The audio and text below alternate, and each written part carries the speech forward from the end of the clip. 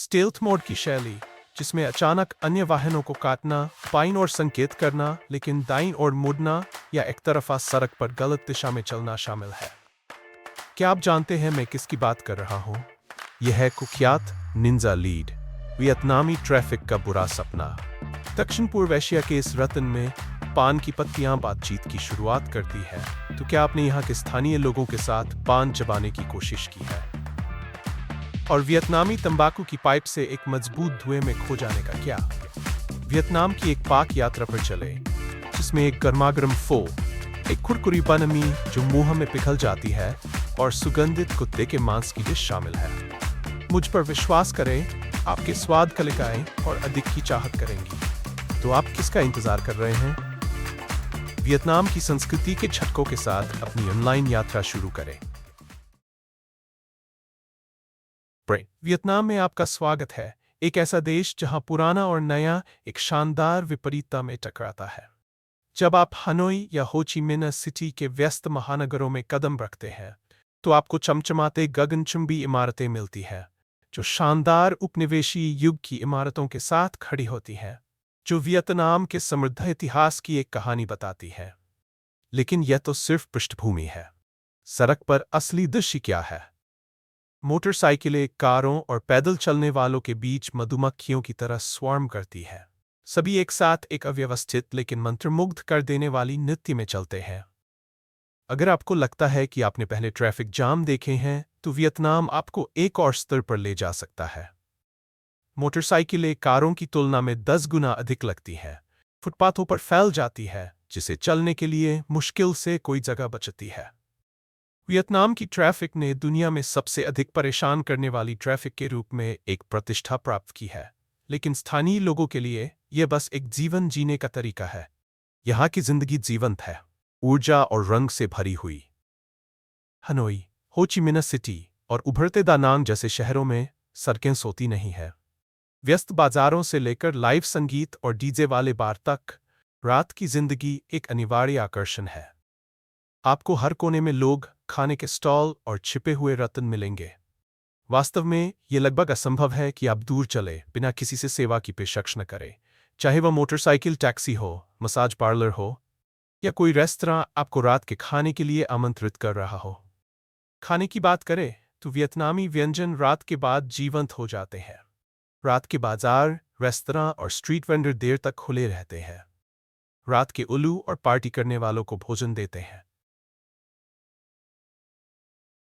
क्या आपने कभी वियतनाम में निंजा लीड का सामना किया है?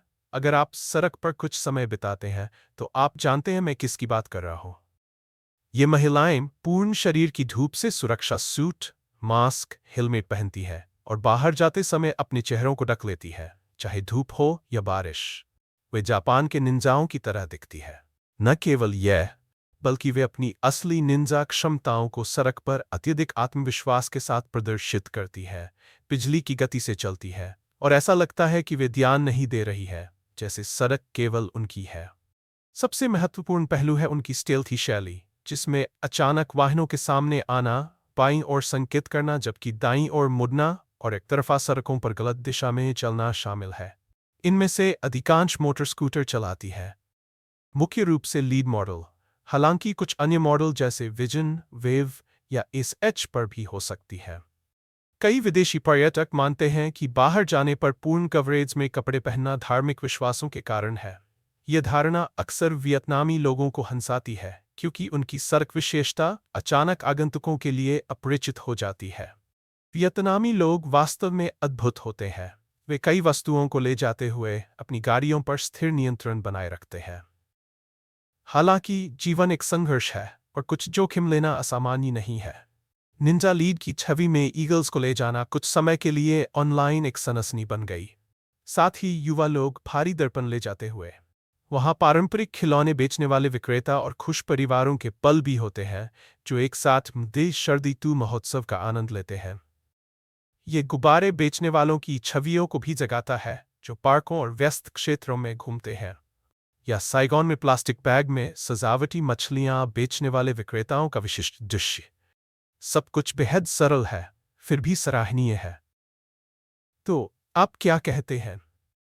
क्या आपने वियतनाम में निंजा लीड का सामना किया है या शायद अन्य देशों में कुछ समान? आपका अनुभव कैसा था? कृपया नीचे टिप्पणियों में अपनी कहानी साझा करें। वियतनामी व्यंजन केवल खाना नहीं है, ये एक संवेदनात्मक अनुभव है जो देश के दिल और आत्मा को प्रकट करता है। यहाँ स्ट्रीट फूड एक केंद्रीय भूमिका निभाता है, और ये कुछ ऐसा है जिसे आप मिस नहीं कर सकते। सड़कें स्टॉल से भरी हुई है जो अंतहीन व्यंजनों की पेशकश करती है। सुगंधित गर्मागर्म फो से लेकर कुरकुरी स्वादिष्ट बनजियो वियतनामी पैनकेक तक। वियतनामी खाने की असली विशिष्टता इसके स्वादों की जटिलता में है। ये व्यंजन कुशलता से मीठे, खट्टे, नमकीन और तीखे तत्वों का संतुलन बनाता है, अक्सर एक ही डिश में। ताज़ा जड़ी बूटियाँ जैसे कि तुलसी, धनिया और पुदीना लगभग हर भोजन में प्रमुख होती है, जो मछली की चटनी, लेमन ग्रास और मिर्च के तेज स्वादों के साथ एक ताजगी भरा विपरीतता बनाती है। परिणामस्वरूप यह एक ऐसा व्यंजन है जो नाजुक होते हुए भी चरित्र से भरा है। कोई आश्चर्य नहीं कि वियतनामी खाना दुनिया भर में मनाया जाता है। लगभग हर भोजन के केंद्र में चावल होता है, जो वियतनामी खाना पकाने का जीवनदायिनी तत्व है। चाहे ये ग्रिल्ड पोर्क के साथ टूटे हुए चावल के रूप में परोसा जाए, त्योहारों के दौरान बान चिन के रूप में चिपचिपा चावल, या फो में नाजुक चावल के नूडल्स के रूप में, ये मुख्यधारा वियतनामी व्यंजन का आधार है। चावल केवल एक साइड डिश नहीं है, ये देश की खाद्य संस्कृति के ताने बाने में बुना हुआ है, समृद्धि और पोषण का प्रतीक है। हालांकि जो लोग विदेशी चीज़ों की तलाश में हैं, वियतनाम में कुछ आश्चर्य है। जबकि यह विचार भौहें चढ़ा सकता है, कुछ क्षेत्रों में कुत्ते का मांस एक विशेषता मानी जाती है। हालांकि यह अधिकांश लोगों के दैनिक आहार का हिस्सा नहीं है, लेकिन वियतनाम के कुछ समुदायों का मानना है कि कुत्ते का मांस औषधीय गुण रखता है और स्वास्थ्य लाभ लाता है। यह प्रथा प्राचीन समय से चली आ रही है और स्थानीय परंपराओं में गहराई से निहित है। आप कुत्ते के मांस के व्यंजनों की एक विस्तृत विविधता पाएंगे। भुना हुआ कुत्ता, कुत्ते की सॉसेज, कुत्ते का हॉटपॉट और यहाँ तक कि कुत्ते का हैम। ये व्यंजन अक्सर विशेष मसालों और पकाने की तकनीकों के साथ तैयार किए जाते हैं, जो स्वाद को बढ़ाते हैं। वियतनामी व्यंजन की एक और सितारा बन हमी है, जो विश्व के 100 बेहतरीन सैंडविच में से एक है, जिसे पाक वेबसाइट टेस्ट एटलस द्वारा सूचीबद्ध किया गया है। ये सुखद रचना वियतनामी और फ्रांसीसी पाक परंपराओं का एक फ्यूजन है। एक कुरकुरी बैगू एट को ग्रिल्ड मांस, पैट, अचार वाली सब्जियां, ताज़ा जड़ी बूटियां और सही मात्रा में मिर्च सॉस के साथ भरा जाता है। हर कॉर्ड एक सही फ्यूजन है, जो फ्रांसीसी और वियतनामी स्वादों का मिश्रण है। ये टेक्सचर और फ्लेवर का एक सही मिश्रण है जो आपकी स्वाद कलिकाओं को और अधिक की चाहत में छोड़ देगा। हमने पहले ही फो, बनहजियो, कुत्ते का मांस और बनहमी का स्वाद लिया है, तो अब हम कहाँ मिलने वाले हैं, मैं ये जल्दी ही बताऊंगा। लेकिन शुरू करने से पहले चैनल को सब्सक्राइब करने के लिए 5 सेकंड लें और सूचनाएं चालू करें ताकि हम हर नए वीडियो में आपके साथ रह सकें। चाहे आप आश्चर्यजनक परिदृश्यों में रुचि रखते हो या विदेशी रीति रिवाजों और वास्तुकला से प्रभावित हो, वियतनाम में हर किसी के लिए कुछ न कुछ है। आइए कुछ अवश्य देखने योग्य स्थलों में गोता लगाएं जो आपकी यात्रा सूची में सबसे ऊपर होना चाहिए। सूची में पहले स्थान पर है हा लोंग बे, एक यूनेस्को विश्व धरोहर स्थल और वियतनाम के सबसे प्रतिष्ठित स्थानों में से एक।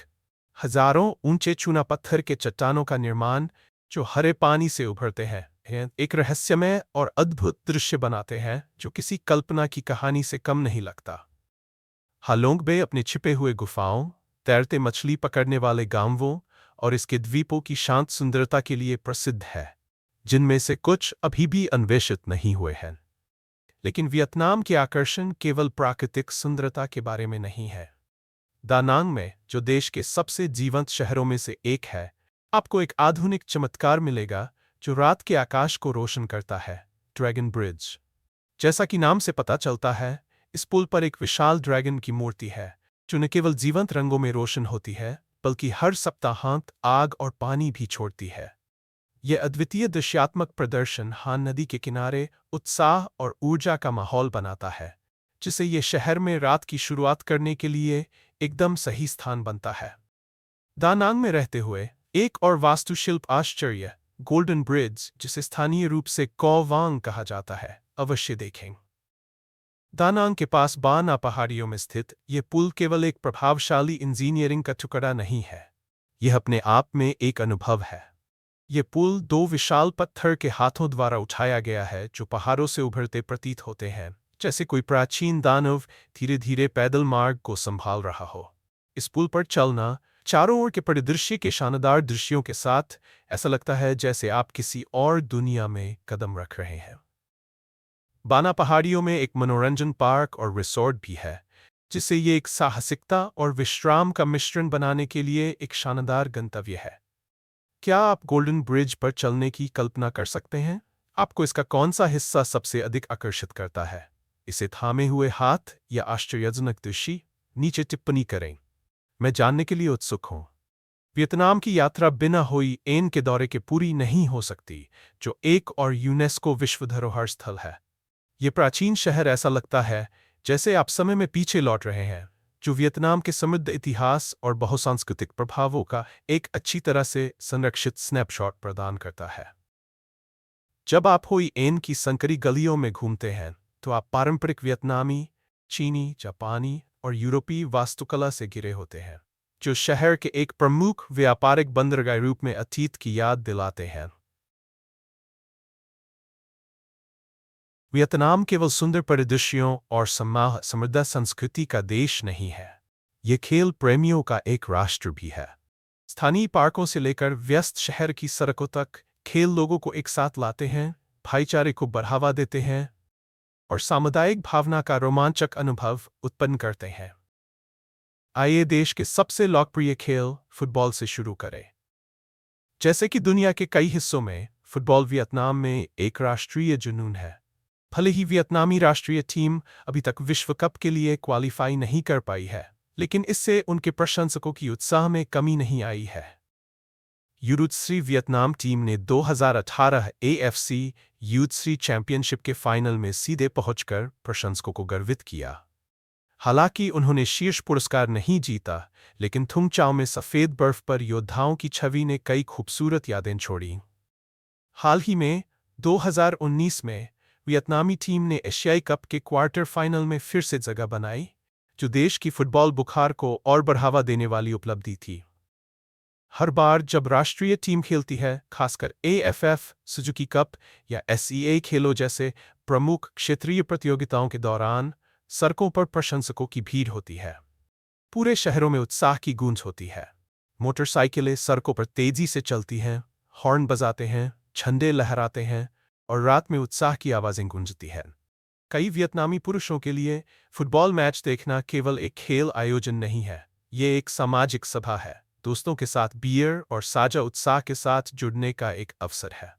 लेकिन फुटबॉल ही नहीं, एक और खेल जो कई वियतनामियों, विशेष रूप से ग्रामीण क्षेत्रों और स्थानीय पार्कों में, के दिलों को छूता है, वह है वॉलीबॉल। लेकिन कोई साधारण वॉलीबॉल नहीं, वियतनाम विशेष रूप से सेपक टकराव का शौकीन है, एक आकर्षक खेल जो वॉलीबॉल और फुटबॉल को एक अनूठे तरीके से मिलाता है। कल्पना करें कि वॉलीबॉल आपके पैरों से खेला जा रहा है, रतन की गेंद का उपयोग करते हुए, और आपसे सेपक टकराव मिल गया। ये दक्षिण पूर्व एशिया में उत्पन्न हुआ है। ये खेल अद्भुत चपलता, समन्वय और ताकत की आवश्यकता करता है। ये तेज तर्रार, अत्यधिक एथलेटिक है और कुछ अद्भुत एक्रोबेटिक कौशल को प्रदर्शित करता है। वास्तव में सेपक टकराव का खेल देखना एक मार्शल आर्ट प्रदर्शन देखने जैसा लगता है, जिसमें खिलाड़ी हवा में शानदार किक्स करते हैं ताकि गेंद को नेट के पार भेज सकें। सेपक टकराव वियतनामियों के दिलों में एक विशेष स्थान रखता है। ये एक ऐसा खेल है जो न केवल शारीरिक कौशल को प्रोत्साहित करता है, बल्कि टीम वर्क, खेल भावना और मित्रवत प्रतिस्पर्धा को भी। यह अनोखा वॉलीबॉल संस्करण दक्षिण पूर्व एशियाई संस्कृति में गहराई से निहित है और वियतनाम भी अपवाद नहीं है। ये खेल स्कूलों, पार्कों और यहाँ तक कि सड़कों पर खेला जाता है, जहाँ स्थानीय लोग अपने पसंदीदा टीमों का समर्थन करने के लिए इकट्ठा होते हैं। क्षेत्रीय और अंतर्राष्ट्रीय प्रतियोगिताएं तीव्र प्रतिस्पर्धात्मक होती हैं, जिसमें मलेशिया, थाईलैंड, इंडोनेशिया और वियतनाम सभी प्रभुत्व के लिए प्रतिस्पर्धा करते हैं। इन स्थायी खेलों के अलावा वियतनाम में खेल देश के सामाजिक ताने बाने का भी एक प्रतिबिंब है। हनोई में होआन कीम झील के चारों ओर सुबह की दौड़ लगाने वालों से लेकर सार्वजनिक पार्कों में ताई ची का अभ्यास करने वाले स्थानीय लोगों तक वियतनामी सक्रिय रहना पसंद करते हैं। वियतनाम में खेल केवल शारीरिक रोमांच नहीं प्रदान करते, वे देश की सामुदायिक भावना, परंपरा और गर्व को दर्शाते हैं। तो अगली बार जब आप हनोई या दा नांग की सड़कों पर घूमते हैं, तो एक समूह को गेंद के चारों ओर खेलते हुए देखें और शामिल होने में संकोच ना करें। खेलों के रोमांच के माध्यम से वियतनाम की गतिशील आत्मा का अनुभव करने का इससे बेहतर तरीका क्या हो सकता है।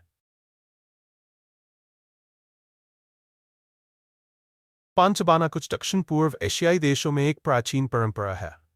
वियतनाम में यह प्रथा हजारों वर्षों से चली आ रही है और देश की पारंपरिक सांस्कृतिक पहचान का एक सुंदर हिस्सा बन गई है। पान चबाना एक सरल शब्द है क्योंकि इसमें वास्तव में विभिन्न घटकों का संयोजन शामिल होता है। पान की पत्तियां का नाम अक्सर उन 5 तत्वों को संदर्भित करने के लिए उपयोग किया जाता है जो पान के पत्ते का निर्माण करते हैं, जिनमें से 4 मुख्य है: पान की पत्तियां, सुपारी, पेड़ की छाल और चूना। बाद में जो लोग मजबूत तंबाकू सहन कर सकते थे, वे अक्सर कुछ तंबाकू के तंतु चबाते थे या इसे छोटे गेंदों में रोल करके अपने दांतों के खिलाफ दबाते थे। पान के स्वाद को बनाए रखते थे। पान तैयार करना बहुत जटिल नहीं है। पान की पत्तियों को कई परतों में लपेटा जाता है और चूना पत्तियों पर चूने की छड़ी से लगाया जाता है। पत्तियों की डंडी को अंदर रखा जाता है ताकि पत्तियां न खुले। ताजे या सूखे सुपारी के टुकड़े काटे जाते हैं और यदि सूखे हैं तो उन्हें चबाने से पहले पानी में भिगोया जाता है। एक छोटी सी पेड़ की छाल को मोड़कर जोड़ा जाता है और इन 3 घटकों का मिश्रण चबाया जाता है। हालांकि इसे पान चबाना कहा जाता है, लोग केवल रस को निगलते हैं और अवशेषों को थूक देते हैं। सुपारी की मिठास, पान की पत्तियों से निकली तीखी, सुगंधित आवश्यक तेल और बीज और छाल की कसैलेपन सभी एक हल्की, चक्करदार अनुभूति बनाने के लिए मिलते हैं। ये शरीर को गर्म करता है, गालों को लाल करता है और गर्म सांस देता है। जो लड़कियां पान चबाती हैं, उनके गाल अक्सर गुलाबी और आंखें चमकती होती हैं। पारंपरिक समाज में गुलाबी गाल, लाल होंठ वाली एक लड़की की छवि जो पान चबाने से काली दांतों के साथ मुस्कुराती है, महिलाओं के लिए सुंदरता का मानक मानी जाती थी। वियतनाम में एक समय था जब अधिकांश महिलाएं पान चबाती थीं, जबकि पुरुष थुओक लाओ, एक मजबूत प्रकार का तंबाकू, पीते थे जो उनके साथ खुशी, दुख और यहां तक कि उनके पूरे जीवन में रहता था। थुओक लाओ को विभिन्न प्रकार की पाइपों से धूम्रपान किया जाता था, जैसे कि बेलनाकार या कटोरे के आकार की। घर से दूर रहने पर सुविधा के लिए लोग ड्यूकाई, एक पाइप का उपयोग करते थे जो खेतों में हल चलाते समय धूम्रपान के लिए विशेष रूप से डिजाइन किया गया था, इसलिए इसका नाम हल पाइप रखा गया। थुओक लाओ पीने की आदत सामाजिक गैदरिंग्स का ओपनिंग एक्ट थी, जो सामंती युग के ग्रामीण समाज की सांस्कृतिक पहचान का एक हिस्सा था। अतीत में वियतनाम के ग्रामीण क्षेत्रों में लगभग हर घर में कोई न कोई थुओक लाओ पीने वाला होता था, और जब कोई पीता तो वह निश्चित रूप से चक्कर खा जाता और उस चक्कर में वह लगभग सम्मोहित हो जाता। थुओक लाओ के सामाजिक पहलू भी दिलचस्प है। जहां भी कोई पाइप और थुओक लाओ होता था, लोग इकट्ठा होते थे, चाहे वे अजनबी हों या परिचित। उदाहरण के लिए, एक रात की ट्रेन में लोग सो रहे होते हैं, लेकिन जब कोई रो रो ध्वनि सुनता है या धूम्रपान से सुगंधित धुएं की गंध महसूस करता है, तो वे आकर एक हित मांगते हैं या बस समूह में शामिल होने के लिए बातचीत शुरू करते हैं। क्या आप जानना चाहते हैं कि थुओक लाओ कैसे पीते हैं? तंबाकू को आपकी छोटी उंगली के टिप के आकार की छोटी गेंद में लपेटा जाता है और पाइप के कटोरे में रखा जाता है। फिर इसे आग लगाई जाती है, आमतौर पर आग की छड़ियों के साथ। छोटी पतली बांस या रीढ़ की छड़ियां जो पानी में भिगोई जाती हैं और सुखाई जाती हैं ताकि वे बिना किसी अप्रिय गंध के लंबे समय तक जल सकें, जैसा कि माचिस के साथ हो सकता है। धूम्रपान शुरू करते समय धूम्रपान करने वाला कुछ छोटे कश लेता है ताकि तंबाकू को समान रूप से जलने के लिए अधिक ऑक्सीजन मिले, जिससे पाइप में धुआं इकट्ठा हो सके। फिर वे एक गहरी सांस लेते हैं, एक बड़ी मात्रा में धुआं खींचते हैं इससे पहले धूम्रपान करने वाला आमतौर पर एक तेज तेज कश उड़ा देता है ताकि पाइप के कटोरे से शेष राख बाहर निकल जाए। यह क्रिया कौशल की आवश्यकता होती है ताकि राख ठीक उसी जगह गिरे जहां वे चाहते हैं, और इसे मास्टर करने के लिए अनुभव की आवश्यकता होती है। जब आप पहली बार वियतनाम में कदम रखेंगे तो सबसे प्रतिष्ठित दृश्यों में से एक जो आप देखेंगे वह है शान से चलती हुई महिलाएं, जो अक्सर शंक्वाकार टोपी या नॉनला पहनती हैं तथा दोनों ओर टोकरियों के साथ एक बांस के डंडे को संतुलित करती हुई चलती है, जिसे डॉन ट्रेन के रूप में जाना जाता है।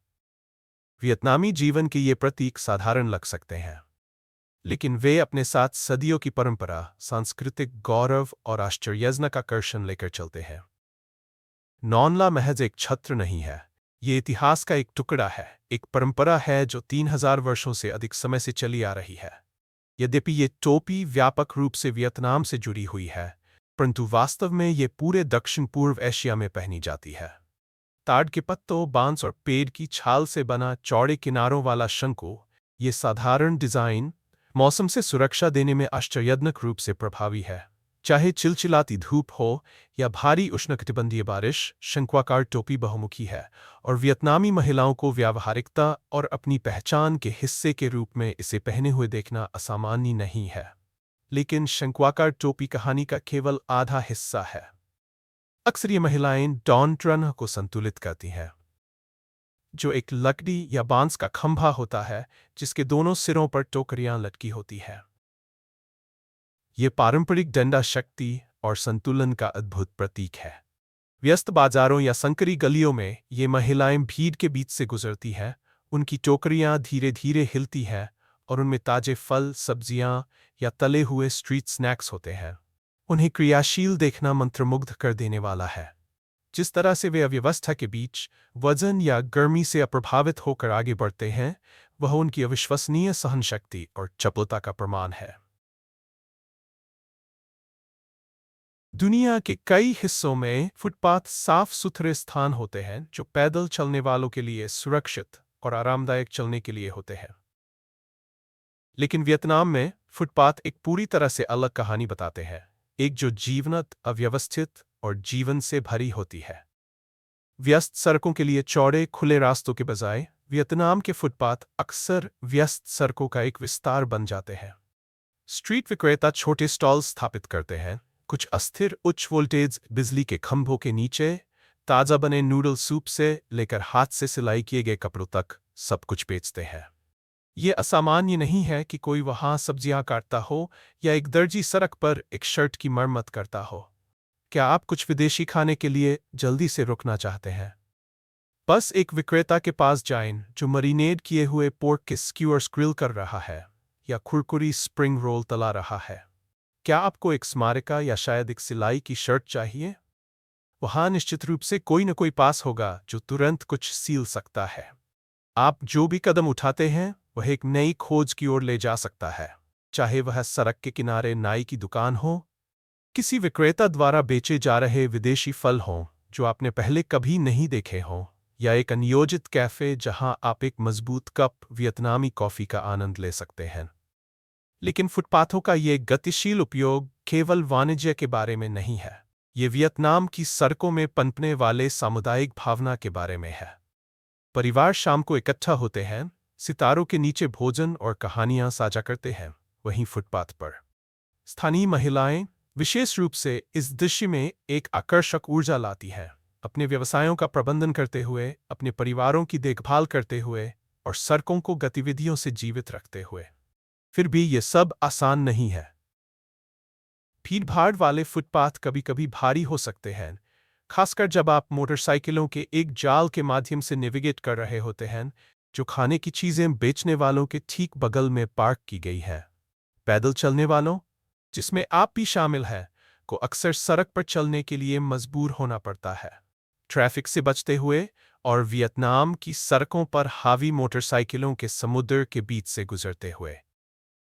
दिलचस्प बात यह है कि हर कुछ समय में ट्रैफिक पुलिस फुटपाथों को साफ करने के लिए आती है, विक्रेताओं को पैक करने और स्थानांतरित करने के लिए मजबूर करती है। लेकिन जैसे ही वे साफ होते हैं वे अगले दिन वापस लौट आते हैं जैसे कुछ हुआ ही नहीं। ये एक चक्र है जो दोहराता है, एक तरह का अनकहा नियम जिसे हर कोई स्वीकार करता है। जब आप वियतनाम की सड़कों का अन्वेषण करते हैं तो एक सबसे आकर्षक चीज जो आप देखेंगे वह है पौराणिक प्रतीकों की प्रचुरता, विशेष रूप से ड्रैगन। ड्रैगन की उपस्थिति को नजरअंदाज करना असंभव है, चाहे वे मूर्तियों में खुदे हुए हों, इमारतों पर चित्रित हों या दानांग में प्रसिद्ध ड्रैगन ब्रिज के रूप में आकाश में फैले हों जो आधे किलोमीटर लंबा है और विशेष अवसरों पर आग भी छोड़ सकता है। लेकिन ये केवल सजावटी स्पर्श नहीं है। ड्रैगन वियतनाम में गहरी सांस्कृतिक महत्व रखते हैं, शक्ति, सामर्थ्य, महानता और समृद्धि का प्रतीक है। वास्तव में यदि आप इस देश की गहरी जड़ों के बारे में सीख रहे हैं तो आपको जल्दी ही लैक लोंग क्वान, ड्रैगन किंग और ओको, परियों की देवी की किंवदंती के बारे में पता चलेगा। इस प्राचीन कथा के अनुसार वियतनामी लोग इस पौराणिक युगल के वंशज हैं। उनकी प्रेम कहानी राष्ट्रीय पहचान के लिए आधारभूत है। उनके संग में आकाश और पृथ्वी के तत्वों बीच संतुलन का प्रतीक है। कहा जाता है कि लैक लोंग क्वान, जो पानी का प्रतिनिधित्व करते हैं, और ओको, जो पहाड़ों का प्रतीक है, ने 100 बच्चों को जन्म दिया जो वियतनामी लोगों के पूर्वज बने। ये ड्रैगनों के साथ संबंध वियतनामी आत्मा में गहराई से निहित है। वियतनामी में ड्रैगन पश्चिमी पौराणिक कथाओं के विपरीत, जहां वे अक्सर खतरे और अराजकता का प्रतिनिधित्व करते हैं, को संरक्षक और अच्छे भाग्य लाने वालों के रूप में पूजा जाता है। उन्हें आकाश के रक्षक, जल के नियंत्रक और समृद्धि के अग्रदूत के रूप में देखा जाता है। आप अक्सर स्थानीय लोगों से सुनेंगे कि ड्रैगन देश की भलाई में केंद्रीय भूमिका निभाते हैं, प्राकृतिक आपदाओं से सुरक्षा करते हैं और खेती के लिए उपजाऊ भूमि सुनिश्चित करते हैं। ये ड्रैगनों के प्रति यह श्रद्धा सबसे स्पष्ट रूप से महत्वपूर्ण त्योहारों के दौरान देखी जाती है। एक ऐसा उत्सव है टेट, वियतनामी चंद्र नववर्ष, जब ड्रैगन का प्रतीक हर जगह होता है। सड़कें लाल और सुनहरे रंगों की जीवंतता से भर जाती हैं और उत्सव के दिल में ड्रैगन नृत्य होते हैं। ये प्रदर्शन देखने के लिए अद्भुत होते हैं।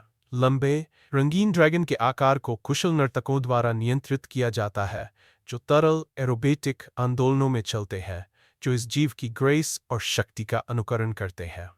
ऐसा माना जाता है कि ये ड्रैगन नृत्य बुरे आत्माओं को दूर करते हैं और आने वाले वर्ष के लिए भाग्य और समृद्धि लाते हैं।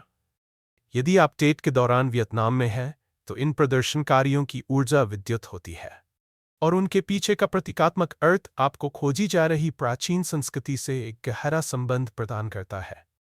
ड्रैगन बोट फेस्टिवल एक और उत्सव है जहां ड्रैगन की मिथक केंद्र में होती है।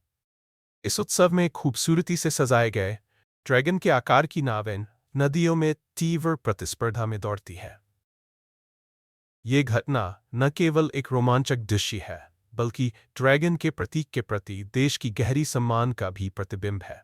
प्रत्येक नाव के रोवर्स एक साथ चलते हैं, सामंजस्य का प्रतिनिधित्व करते हुए, एक गुण जो माना जाता है कि ड्रैगन उन समुदायों को प्रदान करते हैं जो उनकी पूजा करते हैं। वियतनाम दक्षिण पूर्व एशिया की सबसे जीवंत और तेजी से विकसित होती अर्थव्यवस्थाओं में से एक के रूप में उभरा है। इस विकास के दिल में इसका कृषि क्षेत्र है, जो देश भर में लाखों लोगों के जीवनयापन के लिए महत्वपूर्ण भूमिका निभाता है। हालांकि कृषि मौलिक बनी हुई है, पर्यटन भी एक तेजी से बढ़ता उद्योग बन गया है, जिसमें हर साल लाखों पर्यटक वियतनाम के अद्भुत परिदृश्यों और समृद्ध सांस्कृतिक विरासत की ओर आकर्षित होते हैं। यहाँ की आधिकारिक मुद्रा वियतनामी डोंग है, जो 2024 में एक अमेरिकी डॉलर के लिए लगभग 24,000 डोंग के बराबर है।